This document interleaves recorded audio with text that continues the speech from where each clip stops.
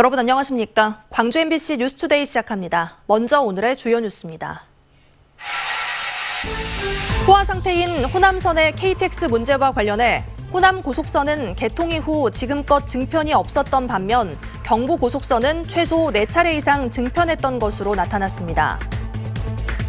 기아차 광주 공장에서 20대 계약직 직원이 기계에 손이 끼어 크게 다쳤는데 회사 측이 사고 원인을 피해자 책임으로 하려 했던 사실이 드러나 피해자 측이 반발하고 있습니다. 광주와 전남, 전북 지역 국회의원들이 일본 식민사관을 근거로 기술한 지필진의 해명을 촉구하며 전라도 천년사의 출간 작업을 중단하라고 요구했습니다. 장성군이 인구 소멸을 막고 출산을 장려하기 위해 신생아 양육 지원금을 지금보다 2배 올리기로 했습니다. 호남 고속철의 KTX 증편을 위해 광주 정치권과 단체장들이 단체 행동에 나섰다는 소식 얼마 전 전해드렸는데요. 취재 결과 고속철도 개통 이후 호남선의 증편은 없었던 반면 경부선은 최소 4차례 이상 증편해온 것으로 확인됐습니다. 호남 차별을 바로잡을 수 있을지 지자체장과 국회의원들의 정치력이 시험대에 올랐습니다. 보도에 주현정 기자입니다. 평일 오전인데도 역사 곳곳이 붐빕니다. 광주에 하나뿐인 고속열차 승하차역인 탓에 이용객이 몰리는 주말과 휴일은 더 혼잡합니다. 주말 평균 광주 송정역으로 가는 열차는 하루 평균 88대. 타고 내리는 이들은 11,000명에 달합니다. 이용객은 매년 늘고 있지만 광주 송정역 KTX 노선은 2015년 호남고속철 개통 이후 제자리 걸음입니다. 서울과 부산, 진주 등을 잇는 경부고속선과 경전고속선이 그간 차차 차편을 늘려온 것과는 대조적입니다. 국토부와 코레일은 2019년과 2021년 서울과 진주를 오가는 KTX 열차 운행을 주말 기준 각각 4회, 2회 늘렸습니다. 지난 2018년에도 동대구역을 경유하는 KTX 12편이 증편됐는데 열량짜리 KTX 산천 열차를 2개 연결한 중년 열차도 함께 배정됐습니다. 2015년에는 포항 서울 직결선을 평일 기준 하루 4차례씩 늘렸고 좌석도 기존 열차보다 2배 더 많은 차량으로 교체하기도 했습니다. 지난해 신설된 서대구역에 배정된 KTX 열차편까지 더해지면 호남선과의 편수 차이는 더 벌어집니다. 울산이나 부산 쪽에도 많이 이용하긴 하는데 그쪽은 이용할 때는 그렇게 전남권을 이용하는 것보다 쉽게 예약을 할 수도 있고 차편이 많으니까 자기 원하는 시간대에 그게 예매를 할 수 있는 것 같더라고요. 호남선 KTX 증편이 시급하다는 목소리가 커지는 이유입니다. 선로 용량 포화에 운용 차량도 한정되어 있어 다른 노선의 차편을 줄이지 않는 한 당장의 호남선 증편은 장담할 수 없다는 국토부를 설득하기 위해 광주시는 지속적으로 방문 건의하겠다는 계획입니다. 광주 송정역 이용자가 초기에 비해서 굉장히 많은 수가 이렇게 늘어나고 있습니다. 그래서 그런 부분을 고려해서 코레일이나 국토부에서 좀 전향적으로 좌석을 좀 늘려줬으면 하는 바람입니다. 호남 지역 시도민들의 불편을 해소하고 우리 지역을 찾는 타 시도민들의 편리를 위해서라도 증편은 꼭 필요한 상황이지만 국토부와 코레일은 여유가 없다는 입장만 되풀이할 뿐입니다. MBC 뉴스 주현정입니다. 지역 국회의원들이 전라도 정도 천년을 맞아 편찬된 전라도 천년사의 출간 작업을 중단하라고 촉구했습니다. 광주, 전남, 전북 국회의원들은 어제 국회에서 기자회견을 열고 식민사관에 근거한 역사서술을 바로잡고 민족사관에 입각한 천년사 정립을 위해 왜곡기술 관련 책임자와 집필자의 대국민 해명을 요구하고 충분한 검토와 연구를 통해 재기술하라고 말했습니다. 그러면서 편찬위원회가 타당한 절차를 밟지 않는다면 출간 작업 자체가 중단돼야 할 거라고 강조했습니다. 광주시와 전라남도, 전라북도가 공동으로 집필한 전라도 천년사는 일본 식민사관에 기초한 기술 등이 발견되면서 역사 왜곡 논란이 일고 있습니다. 오늘부터는 비바람이 예상됩니다. 현재 레이더 영상 보시면 전남 해안 지역을 중심으로는 비가 내리고 있는 상황이고요. 제주도를 중심으로 시간당 30mm 안팎의 강한 비가 내리면서 제주도에는 호우주의보도 내려진 상태입니다. 강한 비구름대가 점차 우리 지역으로 다가올 것으로 예상되는 만큼 앞으로 내릴 비에 대한 대비가 필요하겠는데요. 잠시 후부터 시작될 비는 모레까지 이어지겠습니다. 예상되는 강수량은 남해안과 지리산 부근에 최고 150mm고요. 그 밖에 광주와 전남 지역에서도 최고 100mm 안팎의 많은 비가 내리겠습니다. 특히 밤부터 새벽 사이 많고 강한 비가 집중되겠는데요. 해안 지역을 중심으로는 시간당 50mm 안팎의 매우 세찬 비가 내리겠고 그 밖에 내륙을 중심으로도 시간당 30mm 안팎의 강한 비가 내리겠습니다. 현재도 바람은 강하게 불고 있는데요. 오늘 밤부터 이 바람은 더 거세지겠습니다. 강풍주의보가 내려질 가능성이 높겠고요. 해안을 중심으로는 시속 70km 안팎, 내륙을 중심으로도 시속 55km 안팎의 매우 강한 바람 예상됩니다. 현재 기온 살펴보겠습니다. 광주의 출근길 기온은 17도 안팎으로 어제보다 4도가량 높게 출발했는데요. 한낮 기온은 20도에 그치면서 어제보다 2도가량 내림세를 보이겠습니다. 날씨 정보였습니다. 기아차 광주 공장에서 20대 계약직 직원이 기계에 손이 끼어 크게 다쳤다는 소식 전해드렸는데요. 사고 직후 사실상 잘못을 인정했던 회사 측이 고용노동부에 제출하는 산재 신청 서류에는 이런 내용을 빼놓은 사실이 확인됐습니다. 오히려 피해자의 부주의라는 표현을 해 반발을 사고 있습니다. 임지은 기자가 취재했습니다. 22살 오모 씨가 기아 자동차 광주 공장에 인턴 계약직으로 입사한 것은 졸업을 앞둔 지난해 말이었습니다. 비록 6개월의 인턴 계약직이었지만 이 경력이 있으면 채용 가산점이 생겨 기아 자동차 정규직으로 입사할 가능성이 높아지기에 기쁜 마음으로 일해왔습니다. 그러다 사고가 난 것은 대학 졸업 직후인 지난 3월 9일 기계에 손가락이 빨려 들어가 손가락 마디가 반쯤 잘려나가는 중상을 입은 겁니다. 못 쓰고 있다고 해야 되나? 이게 다 핀 상태라서 취업하기 위해서 다른 데 가서도 막 해봤다고 이런 걸 갖고 있었는데 이제 다 없어지니까 우울한. 기아 자동차 측이 사고 발생 직후 작성한 사고 보고서입니다. 발생 원인으로 작업 지도자가 잠깐 자리를 비운 사이 신규 작업자가 혼자 직접 작동하는 것을 금지하는 교육이 미흡했고 작업 지도자가 자리를 비울 때는 다른 직원에게 인계하는 것도 미흡했다고 돼 있습니다. 회사의 잘못을 사실상 인정하는 겁니다. 하지만 사고 발생 2주 이후 기아차 측이 작성한 산재 신청 서류에는 이런 내용이 쏙 빠진 것으로 드러났습니다. 안전교육 작업 방법을 알려주고 작업을 해보라고 시키는 과정에서 사고가 났다고 돼 있는데 여기에는 자체 보고서에 적혀있던 미흡이라는 단어가 빠졌고 회사 측의 책임도 모호하게 썼습니다. 오히려 계약직 오 씨의 잘못으로 해석할 수 있는 부주의라는 단어를 적기도 했습니다. 피해자가 자신의 책임으로 모는 것이라며 반발하자 기아차 측은 산재 신청 서류를 그제서야 수정해보겠다고 했습니다. 그 산업조사표를 받아보니까 너무 아닌 부분들이 많아가지고 자기는 보고서 받고 그걸 썼는데 제의자 측에서 아니다 그러면 수정을 해드리겠다. 산재 사고의 원인을 피해자의 부주의로 하면서 회사 측의 책임을 모호하게 한 것은 민영사상의 책임을 피하기 위한 것으로 보입니다. 사실 이런 법적인 책임을 회피하기 위해서 사전에 어떤 그 관계 기관에 어떤 보고를 할 때 이런 구체적 사항들, 의무 위반 사항들을 누락할 경우도 종종. 기아 자동차 광주 공장은 이에 대해 해당 사고는 안전 교육 중에 일어난 사고였다며 사고 원인을 축소한 적이 없다고 밝혔습니다. 그러면서 오 씨의 손가락 부상은 마디가 완전히 떨어져 나간 것이 아닌 만큼 손가락 절단으로 표현해서는 안 된다며 골절로 봐야 한다고 반박했습니다. 피해자 측은 기아차 측이 관리를 소홀히 해놓고도 책임을 회피하려고 하고 있다며 억울해하고 있습니다. MBC 뉴스 임지은입니다.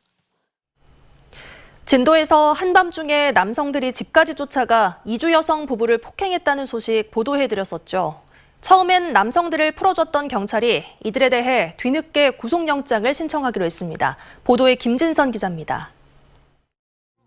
여성이 급하게 집으로 뛰어들어가고 한 남성이 뒤쫓아옵니다. 잠시 뒤 이 남성은 또 다른 남성과 함께 현관문을 강제로 열려고 하고 문이 열리자 이주 여성 부부를 폭행했습니다. 이들은 여성이 길가에서 울고 있어서 도와주려 했고 술에 취해 있었다고 경찰에 진술했습니다. 앉아서 울고 있어서 그 집에가 뭔 일 있는지 알고 싶어서 자기도 따라갔다는데 그런 식으로. 하지만 경찰은 이 남성들이 이주 여성의 팔을 잡고 놔주지 않는 등 강제추행 혐의가 있다고 보고 있습니다. 또 야간에 다른 사람 집에 들어가려고 했고 폭력을 행사한 만큼 구속영장을 신청하기로 했습니다.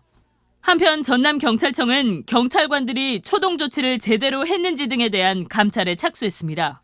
경찰은 사건 발생 직후 이 남성들이 술에 취했다는 이유로 집으로 돌려보냈습니다. 그런데 8시간 뒤 이들이 다시 부부의 집에 찾아가는 일이 발생하는 등 경찰의 대처 미흡 논란이 일고 있습니다. 초동 조치가 어떻게 제대로 이루어졌는지 일단 사실관계를 파악하고 나머지 자료 분석은 해야죠. 현재 이주 여성 부부는 집에 돌아가지 못하고 병원 치료를 받고 있습니다. MBC 뉴스 김진선입니다. 앞서 보신 것처럼 CCTV는 사건 발생 현장에서 중요한 증거로 활용됩니다. 그런데 경찰이 늑장 수사에 나서면서 저장 기간이 지난 CCTV 영상이 자동 삭제되는 바람에 폭행 사건의 중요한 증거가 사라져버린 황당한 일이 발생했습니다. 서희령 기자가 취재했습니다. 지난 1월 폭행 사건이 발생한 목포의 한 아파트 단지. 65살 김모 씨는 집에 가던 중 처음 본 남성에게 일방적으로 폭행을 당했다고 말합니다. 전혀 모르는 사람이 갑자기 길을 막더니 욕을 하면서 동시에 그냥 가격을 했어요. 다짜고짜 때리는 거예요, 그냥. 김 씨는 직접 경찰에 신고했고 며칠 뒤 당시 자신이 폭행당한 영상이 찍힌 CCTV를 아파트 관리사무소 직원과 함께 확인하기도 했습니다. 같이 싸우고 그런 건 전혀 없고 그 사람 혼자 쫓아다니더라고요. 김 씨는 폭행 전 과정이 담긴 CCTV 영상을 확보해달라고 경찰에 요청했습니다. 하지만 수사는 지지부진했고 사건 처리 진행 상황을 듣기 위해 사건 발생 석 달 만에 경찰서에 간 김 씨는 황당한 말을 들었습니다. 자신이 요청했던 CCTV 영상을 경찰이 확보하지 못했다는 겁니다. 경찰은 김 씨의 말을 듣고 9일이 지나서야 CCTV 영상 확보에 나섰는데 관련 영상이 저장 기간이 지나 자동 삭제돼 버렸기 때문입니다. 좀 늦게 났겠지. 좀 더 이제 다른 사건 진행하고 이때 가도 되겠다 이렇게 봤는데. 문제는 또 있습니다. 중요 증거가 사라졌는데도 경찰은 김 씨에게 2달 넘도록 말을 하지 않았습니다. 자기들 업무잖아요, 기본 업무. 왜 우리가 국민들이 세금 걷어서 지금도 봉급 주는데. 우리 치안을 맡아줘라는 얘기인데 불안해서 살겠습니까? 사건 발생 100일이 지났지만 여전히 폭행 사건을 수사 중인 경찰. 김 씨는 수사 과정에 문제가 없었는지 철저한 조사를 해달라며 국민신문고에 민원을 제기했습니다. MBC 뉴스 서희령입니다. 광주경찰청 반부패 경제범죄 수사대는 수억 원의 정부 보조금을 가로챈 혐의로 광주 지역 차량 부품 연구개발업체 대표를 불구속 입건해 수사하고 있습니다. 해당 대표는 지난 2019년부터 2년 동안 정부 보조금으로 지급받은 인건비를 기존 직원 인건비를 부풀리거나 다수의 허위 직원 명의로 받는 수법으로 4억 원가량의 보조금을 빼돌린 혐의를 받고 있습니다. 내부 고발로 수사에 착수한 경찰은 계좌 압수수색 등을 통해 자금의 흐름을 추적할 방침입니다. 골프장 탈의실에서 지갑을 훔친 현직 경찰관이 파면 징계를 받았습니다. 광주 서부경찰서는 품위유지 의무 위반 등으로 징계위원회에 회부된 서부경찰서 소속 경사에게 가장 높은 수위의 징계인 파면 처분을 결정했습니다. 해당 경사는 지난해 12월 나주의 한 골프장 탈의실 옷장에서 현금 수백만 원이 든 지갑 등을 훔치다가 붙잡혀 약식 명령으로 벌금 200만 원형을 받은 바 있습니다.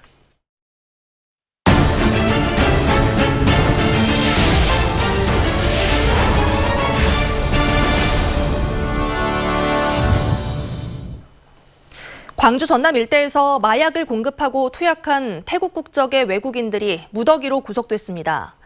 이들은 SNS를 통해 이른바 던지기 수법으로 마약을 거래해온 것으로 드러났습니다. 박종호 기자가 취재했습니다. 경찰이 원룸문을 열고 안으로 들어갑니다. 방 안에서는 외국인들이 합성 마약인 야바를 태워 흡입하고 있습니다.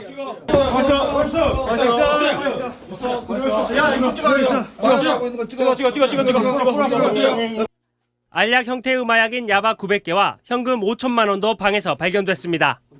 태국 국적인 이들은 광주 전남 마약 공급 총책으로 지난 2018년부터 국내에 불법 체류하면서 태국인들에게 마약을 공급하고 자신들도 투약했습니다.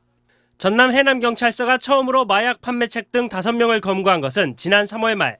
이들 외국인들은 함께 머물고 있는 어촌마을 숙소에서 마약인 야바를 흡입하다 경찰에 적발됐습니다.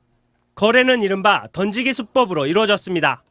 이들은 이런 전봇대 밑에 있는 장갑 속에 현금과 마약을 넣고 거래해왔습니다. 비대면으로 시작된 마약 거래는 점차 대면 거래로 대범해졌습니다. SNS 등으로 이제 서로 거래를 통화를 주고받고 해서 어느 정도 신뢰가 쌓이면 그때는 차량 등을 이용해서 차량 안에서 은밀하게 심야 시간대에 거래를. 판매책과 공급책 등을 통해 마약 유통 경로를 파악한 경찰은 끈질긴 수사 끝에 광주 전남 3곳에서 한 달여 만에 외국인 마약 사범들을 검거해 15명을 구속했습니다. 우리 형사들이 1개월에 걸쳐 차량 이동 데이터 등 자료를 수집, 분석, 추적하여 15명을 검거, 구속하였습니다. 경찰은 마약을 공급한 일당이 더 있을 것으로 보고 수사를 확대하고 있습니다.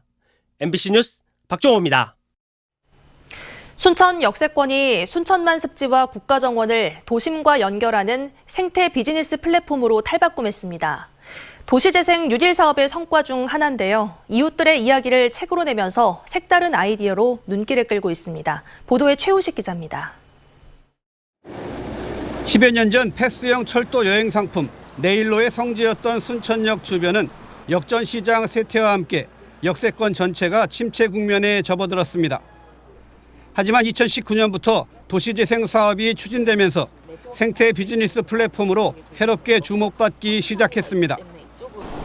KTX에서 내린 관광객들이 역 건너편 안심거리 500m를 지나 동천 테라스에서 배를 타고 정원 박람회장 호수 정원까지 갈 수 있기 때문입니다.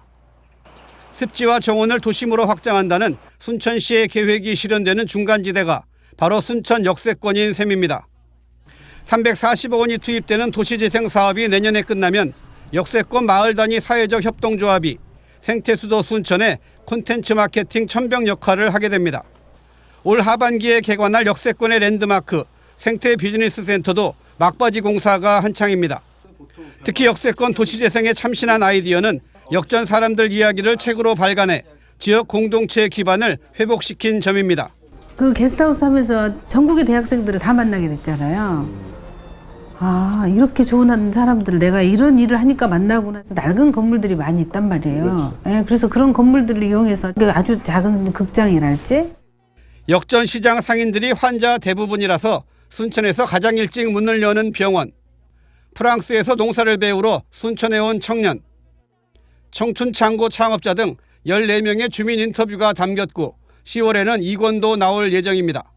그런 이 역세권의 이야기들을 계속 발굴할 수 있게 되어서 사업을 진행하는 데 큰 도움이 됐습니다. 순천 국가정원을 가든 순천 구도심을 가든 신도심을 가든 모든 그 중심 지역이기 때문에 여기서 도시재생 사업이 잘 이루어진다면 순천 역세권이 재개발이 아닌 진정한 도시재생으로 성과를 내면서 순천만 생태 관광의 핵심 거점 공간으로 자리매김하고 있습니다.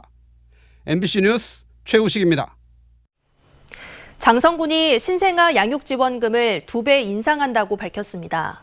이에 따라 올해 출생을 기준으로 첫째 아이는 400만 원, 둘째는 600만 원, 셋째는 800만 원, 넷째 아이부터는 1,000만 원을 지급합니다. 출생 신고를 하면 200만 원을 먼저 받고 나머지 금액은 분기별로 수령하는 방식입니다.